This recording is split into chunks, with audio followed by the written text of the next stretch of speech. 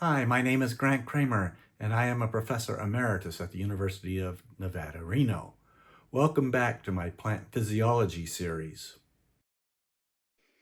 Have you ever wondered how a seed knows when to germinate?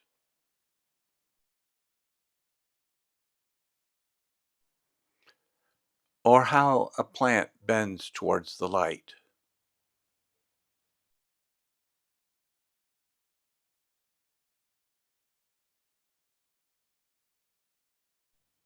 What tells a flower when to blossom? A fruit when to ripen? Or a leaf when to turn color and fall? Behind these amazing behaviors are powerful chemical messengers called plant hormones. These tiny molecules play huge roles in coordinating plant growth and development and responses to the environment. This is Lecture 13, an introduction to plant hormones. What is a hormone? The concept of a hormone was first conceived in animal and plant studies in the 1800s. The word was first used by the physiologist Ernest Sterling in 1905. There are many definitions of a hormone.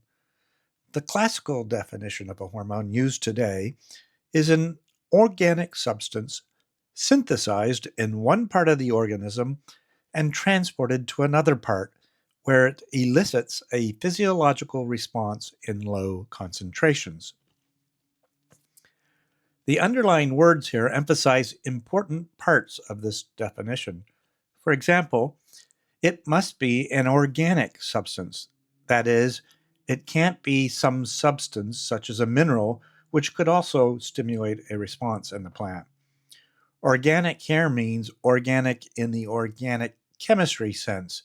That is, it must be a carbon based molecule. In addition, it must be synthesized by the plant. And finally, it must be in very low concentrations. The fact that sucrose stimulates responses in plants does not make it a hormone, as it is in high concentrations. In a moment, we are going to dive in deeper into the responses here, but essentially, hormones act as chemical messengers to elicit responses in plants. But first, let's examine some fundamental aspects of all hormones. What is critical to hormone action is the response of the plant to the hormone. Hormone action is dependent upon the hormone concentration, but also the sensitivity to the hormone. In the early days of plant hormone study, most scientists were focused on the concentration of the hormone to cause the effect. However, some scientists, such as Anthony Travopas, emphasize that hormone action is also dependent upon the sensitivity to the hormone. Think of it in terms of this radio analogy. An antenna transmits a radio signal to a receiver that translates that electromagnetic wave into a sound received by the radio. The range of the radio station is dependent upon both the power or amplification of the signal and the sensitivity of the radio. If there's no receiver or the radio is not tuned properly to the correct frequency, the radio will be unable to pick up the radio signal or will only be able to pick it up weakly. Hormones work in a similar fashion, where there is the production of the hormone and there is a receptor that receives a signal or message of that hormone. That signal, in turn, can be passed on and either amplified further or diminished. So let's start with the regulation of hormone concentration. We talk about a steady state concentration that is similar to the water level in your bathtub, for example. This steady state concentration is dependent upon biosynthesis, which could be equivalent to filling the bathtub with water, and biodegradation, or equivalent to the draining of water from the bathtub. The steady state concentration would be reached when the rate of biosynthesis equals the rate of biodegradation. Both can be happening at the same time, as in filling your bathtub and draining it at the same time. There are two other factors that influence the steady state concentration. One is conjugation, where a molecule is attached to the hormone to alter its activity, and the other is transport to and from the compartment where the hormone action is occurring. This compartment could be an entire organ like a leaf, fruit, or root, or it could be in individual cells, tissues, or even within a subcompartment inside of a cell.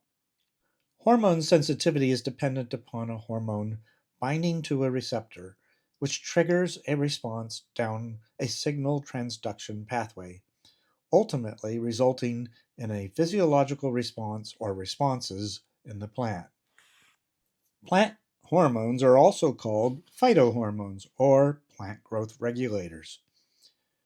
There are many hormones, but we typically organize the description of our hormones by listing them as major hormones, simply because they have a major effect on the plant growth and development, or they were some of the first hormones to be discovered. And the 6 major hormones that I am classifying here are auxin, gibberellins, cytokinins, abscisic acid, ethylene, and brassinosteroids. More recently discovered hormones are jasmonic acid, salicylic acid, progesterone, strigolactone, peptide hormones, for example, cysteamine, and some other new ones, or even ones yet to be discovered. Finally, let me just outline some general functions or actions of plant hormones. Let's look at growth first. Some hormones are involved in growth promotion, including the auxins, gibberellins, cytokinins, and brassinosteroids. Other hormones inhibit plant growth, including abscisic acid and ethylene. Other hormones are involved in stress responses in plants. In this case, 2 hormones that impact growth are also involved in stress responses, abscisic acid and ethylene. They respond to abiotic stresses. 2 other hormones that are involved in biological stress responses are jasmonic acid and salicylic acid. These are general descriptions for the hormones, and in many cases you can find examples or specific circumstances where there are multiple actions of these hormones. So just treat these as general categories. For example, in certain situations, ethylene inhibits growth, but in other situations or plant genotypes, ethylene can actually stimulate growth. Thus, we are going to find that hormones are quite complicated. Not only individually are they complicated, but they also interact with each other, making their responses even more complicated. In the upcoming lectures, we will go individually into details of each of these hormones. We will learn about their biosynthesis, their receptors, their signaling transduction pathways, and most importantly, the physiological actions as a result of these hormones. We will also discover the practical understanding of these hormones and how it has impacted agricultural production. Well, that's it. I hope you enjoyed this introductory lecture to plant hormones.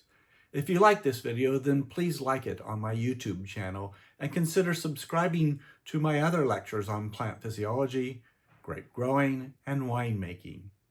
I regularly post new videos, and this is the best way to stay informed. Have a great day.